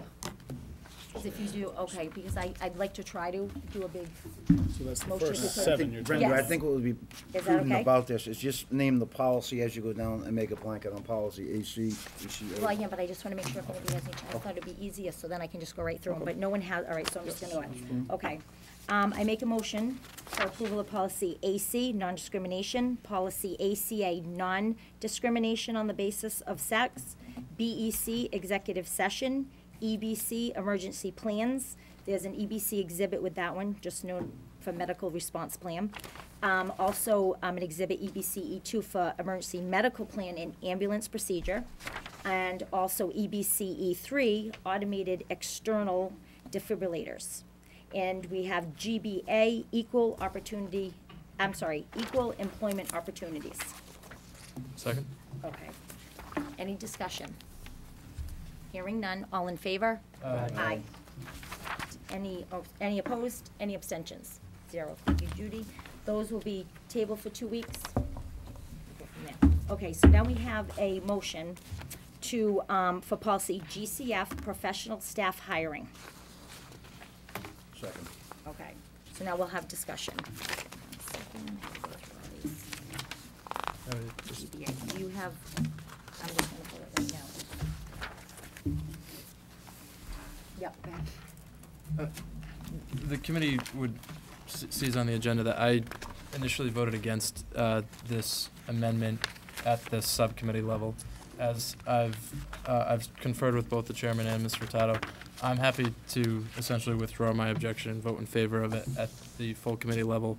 But I wanted to articulate my initial reservations. What this amendment, which again is just part of the policy update that came out of the Massachusetts Association for School Committee update this summer, which is an annual event. They go through the standard Massachusetts policies. They send out suggested updates and amendments. What this one does is it articulates what is already true, that the school committee can appoint a screening committee for certain positions or direct the superintendent to appoint a screening committee for certain positions. It does not expand or garner any expanded school committee authority. It just states something that we already have the authority to do. We can direct the superintendent to establish a screening committee. We can establish a screening committee on our own. The reservation I had at the subcommittee level, one of the reservations, was that unlike when the superintendent appoints a screening committee, when the school committee, or more specifically the school committee chair, appoints a screening committee, that body is subject to the open meeting law.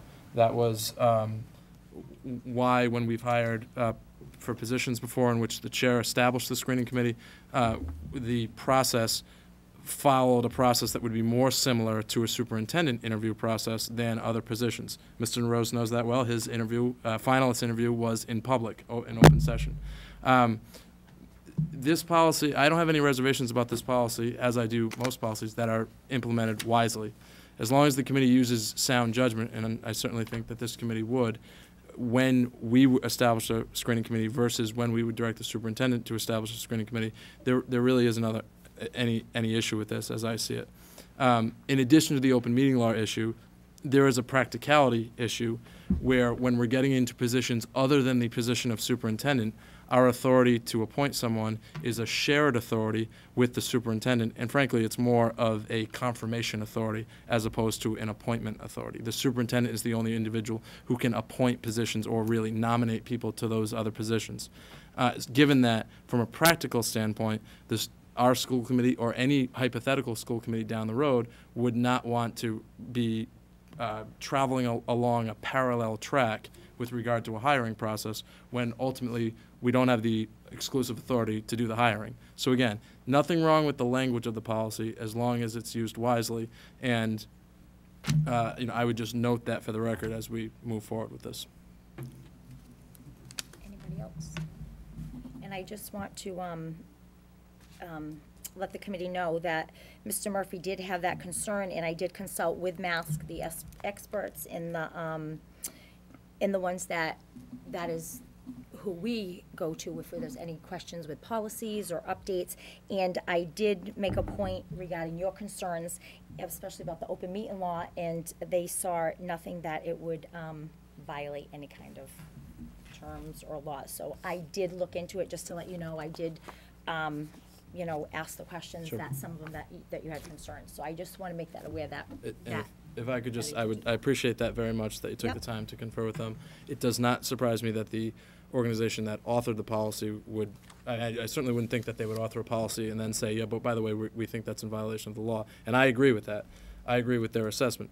The language of the policy does not violate the law. But in order to be in compliance with the policy, depending how we were to utilize it, and compliance with the open meeting law, which is generally a good idea, we would have to be careful in that situation, which was my only point. But again, I appreciate the time that you took to confer with them, and at this point, I have no further objection. Okay.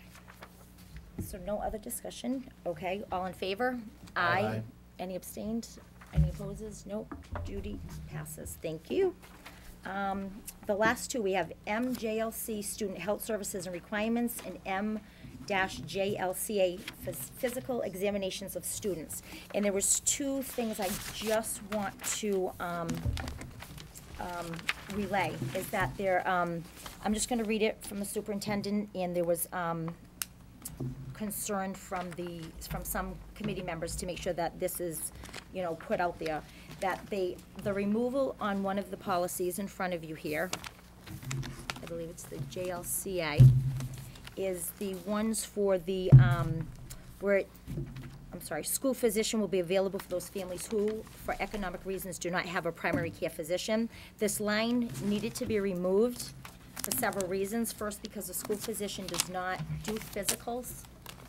His function is as a consultant to the schools. And second, conducting physicals and taking on new patients is not part of his contract. So it was in there, it needed to be updated, so we really never utilized it anyways because it wasn't in his contract. The second thing regarding the other policy was we had to remove the line, but it wouldn't impact any kind of student services in any way. That was the line, especially about the physicians and not having was it about, now I'm trying to think here, wait a minute.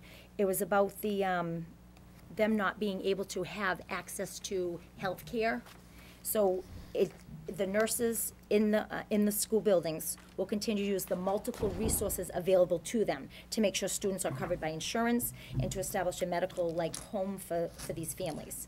So no student is impacted, nobody is left unattended, if you will. There are resources that we have in the schools to make sure that these services are provided or can be provided to students or families that don't have the resources like other students. So nothing is impacted to any child, student. We have all the resources. It was just really just tweaking them. So does anybody have any questions on them? Okay, so all in favor? Aye. Any opposed? Any abstentions? 0-0. Thank you, Mr. Chairman. Our next policy meeting will be held November 26th in this room at 7 p.m., and that concludes my report. Thank you, Ms. Fasano. Yep. Normally, I would take a 5-minute break, but in essence of time, we're gonna keep rolling right along on this one. We're going to give a superintendent search update. As we all know, Mr. Murphy has been the point man for the committee on this process, doing a lot of hard work and a lot of paperwork on it, and Dave's gonna give us a short presentation on where we stand as of tonight. And because of Hurricane Sandy, there has been some adjustments that had to be made to the schedule that Dave talked about earlier, and I think it's good to repeat those again. Yes. So again, I give you Mr. Murphy. Enjoyable paperwork, I would just add that piece very quickly. Not all of it is, but this. As the chairman said, if you're a parent or family member in the Brennan Middle School community, your family and community focus group is going to be held at Wamsutta Middle School, and we thank the folks at Wamsutta and the families at Wamsutta for showing the true Attleboro spirit and welcoming the Brennan community into their building for the evening, which will be November 7th at 7 p.m. So Brennan and Wamsutta Family and Community Focus Group, November 7th. That's this Wednesday night. Also, there was another change on the schedule. The 3 general public focus groups will be held on Saturday, November 24th, 10 a.m. if you're a Saturday morning focus group type, and who isn't. Tuesday, November 27th, which is a Tuesday night in this room, and then Thursday night, November 29th, at City Hall. So whatever's most convenient, perhaps all 3. The general public welcome, and obviously if you're a member, if you didn't make your child's building community focus group, we certainly encourage you to join us at one of those 3. So Saturday, November 24th, Tuesday, November 27th, Thursday, November 29th. The Family and Community Survey. Hard copies have been disseminated to families. We did want to provide the survey in Spanish for families that indicated on the home language survey that they have a preference to receive documents in Spanish. There has been a delay in that document going out. I expect it will arrive within the next 1 or 2 days. The deadline on that document says November 9th. Families preferring to fill out the survey in Spanish should feel free to take an extra week. And we will do our best to communicate that. The hard copies of the rest of the surveys, we're asking that they be, if you're filling out the hard copy, have it into homeroom or advisory teachers by this Friday, November 9th. The reason we're asking to get these in is, 1, we want to concentrate on the electronic version of the survey, and 2, we don't want to create any unnecessary logistical headaches for homeroom and advisory teachers who are collecting these documents on a daily basis, at least in the middle school and elementary school level. The electronic version of the survey will be available on the Attleboro School District website this week, and we think imminently. But we will communicate that as soon as it is available. If you haven't had a chance to fill out the hard copy version, or if the tried and true method of backpack delivery failed for some reason, you can feel free to go on the school district website and fill out the electronic version. And the next update will be at the next school committee meeting, November 19th. Again, we encourage everyone to participate in the process so that we can hear your feedback and make an informed decision with regard to the next superintendent of schools. Thank you, Mr. Chairman. Do you have any questions for Dave, or where we stand on this superintendent search process? And just thank you to those who have participated so far. And there are a lot of people who have, particularly at the staff level. There's been robust participation. We're very grateful for that, and parents and families as well. Well, thank you, Dave, and thanks for all your hard work up to this date and upcoming. It's very appreciated by the committee. So I'll make a motion to adjourn. Motion to adjourn. All those in favor? Aye. Aye.